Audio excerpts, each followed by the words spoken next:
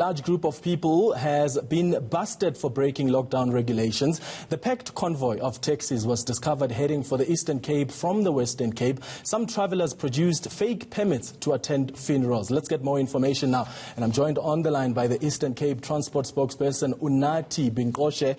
Unathi, good afternoon to you. Thank you so much for speaking to us. Now, a lot of people obviously taking advantage of the extended lockdown and the regulations.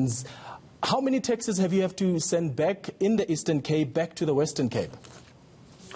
Look, it would seem that the extension by the President has caused an unnecessary panic on some of our people, particularly those who are based in the Western Cape. So we saw a huge number of them coming into the province. By early hours of yesterday morning, we were sitting with hundreds upon hundreds of taxis, in particular, that were trying to come into the Eastern Cape from the Western Cape side.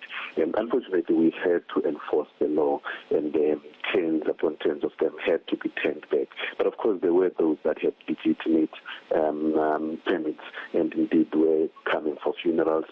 Some were even traveling with the corpse in the trailer, so those were allowed in to come and bury their loved ones.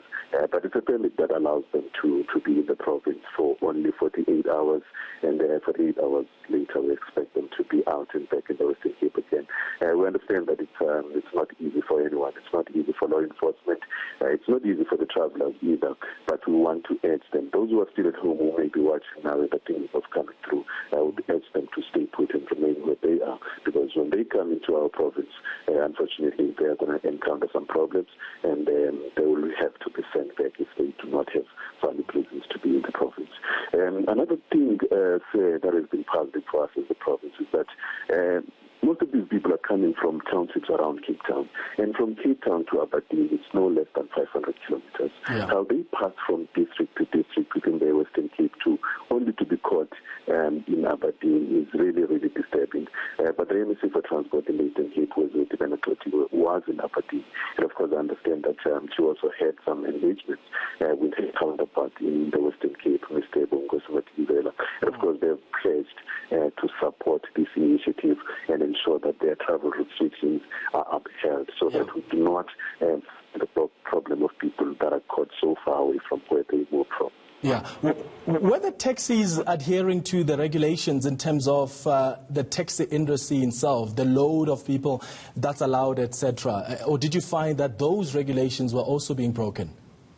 That was another major problem, and one that is giving us as the province, and of course the national government will also be concerned about that, the fact that so many of them are flouting the rules. They have overload in terms of the regulations, and unfortunately some people had to be offloaded in Aberdeen, and we tried to make arrangements through the taxi industry that they come and fetch those who had to be offloaded, even from those taxis that had valid reasons to come into the province.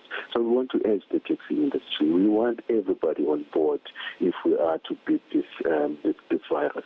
It is a major problem for everyone, so we urge them to ensure that they do not take advantage of this and make unnecessary travels into the Eastern Cape, because it's an inconvenience to them as well. I mean, it doesn't feel good to us as officials in the province to send them so far away back. We understand the expenses that they have to incur. So in order to avoid that, rather stay where you are. The message has been very clear, and unfortunately we're going to have to enforce the law, because we've lost a lot of time in this lockdown. The first week was very difficult because we had SASA shortly after the announcement. It's only now that we really have to up our game and ensure that we enforce the law. And unfortunately, we are not going to make a lot of friends, but we will remain alive if we play by the rules and we enforce the law. We want to see everybody playing along, so we want to urge our people to rather stay where they are. Yeah. What are the consequences, though, Unathi? So just beyond just turning these taxis back, what are the consequences for the drivers, even for the commuters who didn't present the required permits? Have you opened charges against them? Yes, there were charges that were opened against them. And of course, there were some fines, but a lot of those taxi drivers and taxi owners that they were subjected to. Imagine, I mean, we understand the hardship that they have to go through already. I mean, they are not allowed to take full load, and now they are subjected to spot fines. So in order for them to avoid any of those troubles, rather stay where you are. I mean, if you don't have a valid reason to travel, stay where you are. But unfortunately, like I said, we have to enforce the law, and fines were issued. And of course, we can't negate our responsibility of road safety. Unfortunately, some of them were found to be not rightly licensed and had to be impounded.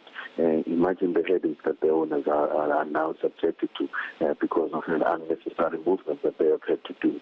That is why we are urging everyone that going forward, rather stay where you are. We know it's not easy for anyone, but let's enjoy and make sure that we come out of this all alive. All right. Eastern Cape Transport Department spokesperson Unathi Binkose, thank you so much for your time.